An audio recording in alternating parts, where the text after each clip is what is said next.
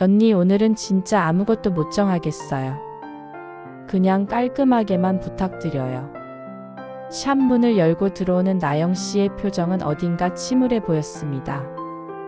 큐티클을 불리는 따뜻한 물에 손을 담그면서도 그녀의 눈은 허공을 향한 채 초점이 없었습니다. 평소라면 어떤 컬러를 바를지, 어떤 디자인을 할지 꼼꼼히 고민하고 밝게 이야기를 나누던 모습과는 너무 달랐습니다. 손님과의 소통이 중요한 네일 아티스트인 저로서는 자연스럽게 걱정이 앞섰습니다. 나영 씨, 오늘 무슨 일 있으세요? 혹시 무슨 고민이라도? 나영 씨는 제 물음에 한참을 망설이다가 한숨을 깊게 내쉬며 입을 열었습니다. 그녀의 목소리는 조용했지만 그 안에 담긴 답답함은 샵의 공기를 무겁게 만들었습니다. 언니, 좀 이상한 고민인데 제 친구가 절 자꾸 따라해요. 저는 굳어있던 손길을 멈추고 그녀의 손을 부드럽게 감쌌습니다. 따라한다니요? 어떤 식으로요? 라는 질문에 나영 씨는 마치 그동안 쌓아두었던 이야기, 보따리를 풀듯 조심스럽게 말을 이었습니다. 처음엔 별거 아니었어요. 제가 예쁘다고 샀던 옷을 보고 어디서 샀냐고 물어보길래 알려줬죠. 그런데 얼마 뒤에 만나니까 똑같은 옷을 입고 온 거예요. 나영이가 입은 게 너무 예뻐서 나도 샀어. 하는데 그때까진 기분이 좋았어요. 저를 좋게 봐줘서 그런 거라고 생각했거든요. 나를 그만큼 좋게 보는구나 싶어서 뿌듯하기도 했고요. 저의 안목을 인정받은 것 같아 은근히 어깨가 으쓱해지기도 했죠. 하지만 문제는 거기서 멈추지 않았다고 했습니다. 처음에 귀여운 모방은 점점 더 빈번해지고 사소한 취향까지 복사하는 형태로 발전하기 시작했습니다. 단순한 옷 한 벌을 따라 사는 수준을 넘어 나영 씨가 좋아하는 특정 브랜드의 액세서리를 똑같이 구매하거나 심지어는 나영 씨가 즐겨보던 작가의 책을 읽고 나도 이런 스타일의 글이 좋아라고 말하는 시기였다고 했습니다. 나영 씨의 이야기는 점점 더 구체적이고 심각한 내용으로 흘러갔습니다. 그녀의 표정은 처음에 옅은 미소 대신 씁쓸함과 곤란함으로 가득 차 있었습니다. 제가 최근에 빈티지한 스타일의 트렌치코트를 샀거든요. 꽤나 특별한 디자인이라서 흔하지 않은 거였는데 제가 그걸 사고 너무 마음에 들어서 SNS에 올렸어요. 빈티지한 매력이 좋아라는 글과 함께요. 그런데 며칠 뒤에 만난 친구가 똑같은 코트를 입고 온 거예요. 심지어 요즘엔 빈티지한 게 대세지 라면서 제가 썼던 말까지 똑같이 덧붙이는데 순간 할 말을 잃었어요. 처음에는 그냥 취향이 비슷하네 하고 넘기려고 했지만 제가 올린 글의 문구까지 똑같이 사용하는 걸 보고는 섬뜩한 기분마저 들었어요. 마치 제가 SNS에 올린 일기장을 훔쳐보는 것 같았죠. 그 코트는 제가 발품 팔아 어렵게 찾아낸 저만의 보물 같은 옷이었는데 이제 그 옷을 입을 때마다 친구가 생각나서 마음이 불편해졌어요. 마치 제가 공들여 만든 작품을 친구가 그냥 복사해서 사용하는 기분이랄까요. 더 이상 저만의 것이 아니게 되어버린 거죠. 그 빈티지한 매력이라는 단어마저도 이젠 제가 친구에게 빼앗겨버린 듯한 느낌이 들어요. 나영 씨는 허탈한 표정으로 쓴웃음을 지었습니다. 그녀의 손톱 주변을 정리하는 동안 그녀는 또 다른 이야기들을 쏟아냈습니다. 이것뿐만이 아니에요. 언니도 아시죠? 제가 몇 달 전에 어렵게 구했던 한정판 브랜드 가방이요. 제가 그거 처음 들고 갔을 때 언니가 예쁘다고 해주셨잖아요. 정말 구하기 힘들었던 건데 그것도 똑같은 걸 사서 들고 다니더라고요. 마치 제가 어렵게 얻은 전리품을 빼앗긴 기분이랄까요. 그 가방은 저에게 단순한 물건이 아니라 저의 취향과 안목을 증명해주는 특별한 아이템이었거든요. 그런데 이제 그 가방을 볼 때마다 누군가와 똑같은 물건이라는 생각이 먼저 들어서 더 이상 특별하게 느껴지지 않아요. 제 만족을 위해 샀던 가방인데 이제는 친구를 위한 소품이 된 것 같아 속상해요. 게다가 얼마 전에는 제가 새로 나온 향수 이거 살까 말까 고민 중이야 라고 말했거든요. 근데 그 다음 주에 만나니까 그 향수를 뿌리고 온 거예요. 제가 고민했던 걸 어떻게 알고 그걸 샀는지 단순히 물건만 따라 사는 게 아니라 제 생각과 고민까지도 따라하는 것 같아 소름이 돋았어요. 이제는 친구 앞에서 제가 뭘 좋아하는지, 뭘 사고 싶은지 말하는 것조차 조심하게 돼요. 제가 말하는 모든 것이 친구의 쇼핑 목록이 될까 봐 두렵고요. 마치 제 삶의 모든 것이 공개된 웹페이지처럼 느껴져요. 제가 굳이 먼저 찾아내서 시작한 모든 것들이 의미가 없어지는 기분이에요. 마치 제가 친구를 위한 패션 리스트나 쇼핑 목록을 만들어주는 사람처럼 느껴지고요. 마치 제가 사는 삶의 복사본이 되어가는 기분이에요. 나영 씨의 목소리에는 서운함과 분노, 그리고 표현할 수 없는 복잡한 감정들이 뒤섞여 있었습니다. 처음에는 단순히 자신을 동경하는 귀여운 모습이라고 생각했지만 반복될수록 그녀의 정체성을 갉아먹는 듯한 기분이 들었다고 했습니다.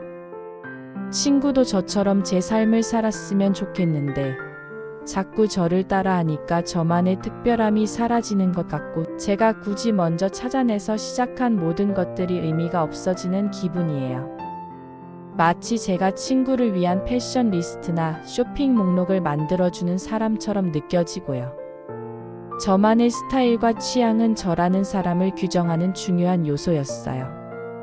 제가 좋아하는 것을 찾아내고 제 취향에 맞춰 선택하는 과정은 저 스스로를 알아가는 소중한 시간이었죠. 그런데 친구가 그 모든 것을 똑같이 따라하니까 나영이라는 사람의 고유한 색깔이 점점 흐릿해지는 기분이에요. 더 이상 제가 누군지 저 스스로도 헷갈릴 때가 있어요. 거울을 보면 내 옷을 입고 있는 것 같은데 왠지 모르게 친구의 모습이 겹쳐 보이는 듯한 착각에 빠지기도 하고요. 제가 무언가 새로운 것을 시도하고 싶을 때도 이거 친구가 따라하면 어떡하지? 라는 생각부터 하게 돼요. 새로운 시도 자체가 조심스러워지고 결국에는 아무것도 하지 못하고 멈춰 서게 되는 거죠. 제 삶이 온전히 저만의 것이 아니라 누군가에게 끊임없이 감시당하고 복사당하는 것처럼 느껴져요. 가장 큰 문제는 이런 감정을 친구에게 솔직하게 말할 수 없다는 것이었습니다. 화가 나는데 화를 낼 수가 없어요. 내가 왜 날 따라해? 라고 말하는 순간 제가 속 좁은 사람이 되는 것 같고 친구 관계가 깨질까 봐 두려워요.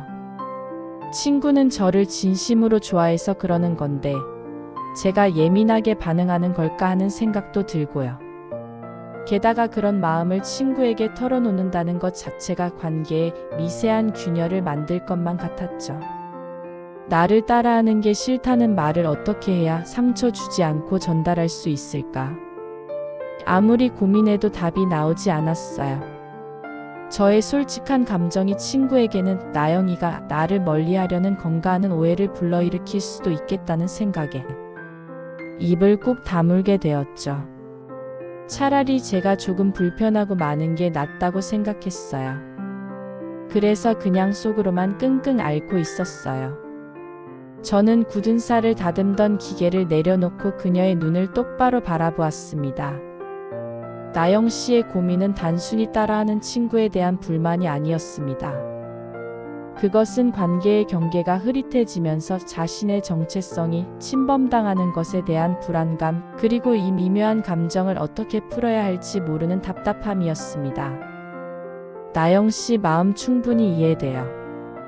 그럴 때 정말 복잡한 감정이 들죠. 나영 씨가 멋있으니까 따라하는 거겠지만 너무 잦으면 불편한 게 당연해요. 그건 나영 씨가 속이 좁아서가 아니라 자신만의 영역을 지키고 싶은 자연스러운 마음이에요. 따뜻한 물에 손을 씻어준 뒤 저는 조심스럽게 말을 건넸습니다. 혹시 나영 씨 친구가 자신만의 스타일을 찾는데 어려움을 겪고 있는 건 아닐까요? 어쩌면 그 친구는 나영 씨처럼 멋지고 세련된 사람을 동경하지만 스스로 자신의 취향을 발견하고 만들어 나가는 방법을 잘 모르는 걸 수도 있어요. 그래서 가장 가까이 있는 나영 씨를 롤모델 삼아 따라하는 거죠.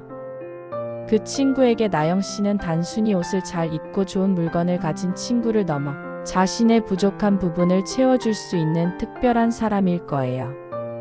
자신의 정체성을 나영 씨에게서 찾으려 하는 과정일 수도 있고요. 하지만 그 과정에서 나영 씨의 마음이 불편해지고 있다는 건 그 친구가 아직 잘 모르는 것 같아요. 나영 씨는 그 친구에게 아주 특별한 사람일 거예요. 친구는 나영 씨의 안목과 취향을 단순히 복사하는 것을 넘어 나영 씨의 삶 자체를 부러워하고 동경하고 있을지도 몰라요. 그렇기에 나영 씨가 어떤 것을 좋아하고 어떤 물건을 고민하는지에 대해 그토록 관심을 가지고 지켜보는 거겠죠. 하지만 그게 나영 씨에게는 부담으로 다가올 수밖에 없다는 것을 그 친구는 미처 깨닫지 못하고 있을 거예요. 하지만 이런 감정이 계속 쌓이면 관계에 독이 될 수 있으니 조심스럽게 이야기해 보는 것도 한 방법일 수 있어요. 네가 나랑 똑같은 걸 사면 나는 좀 부담스러워. 우리 같이 다른 스타일도 찾아볼까? 처럼 부드럽게 말해보는 건 어때요? 친구도 나영 씨가 불편해하는 걸 모르고 있을 수도 있거든요. 그리고 가장 중요한 건 나영 씨의 마음을 단단히 하는 거예요. 나영 씨의 스타일은 나영 씨가 시작한 거예요. 그건 누가 따라 하더라도 변하지 않는 사실이죠. 만약 친구가 따라오기 힘든 새로운 취미나 관심사를 만들어 보는 건 어떨까요? 나영 씨만의 고유한 색깔을 더 확실하게 만드는 거죠. 예를 들면 네일 아트에 도전해 본다거나 어때요? 나영 씨는 제 마지막 말에 옅은 미소를 지었습니다. 언니 말씀 들으니까 속이 좀 시원하네요. 혼자 앓고 있을 때는 제가 이상한 건가 싶었거든요. 그녀의 얼굴에 조금씩 생기가 돌아오는 것을 느낄 수 있었습니다. 나영 씨는 충분히 멋있어요. 나영 씨만의 색깔을 더 당당하게 보여주면 돼요. 저는 나영 씨의 손톱에 투명한 영양제와 매니큐어를 조심스럽게 발라주었습니다. 단정해진 손톱이 마치 그녀의 마음 같았습니다. 꼬여있던 실타래가 조금씩 풀려나가는 듯한 가볍고 깨끗한 느낌이었습니다. 그녀의 손을 잡고 그녀의 이야기를 들어준 따뜻한 온기가 샵을 가득 채우는 듯했습니다.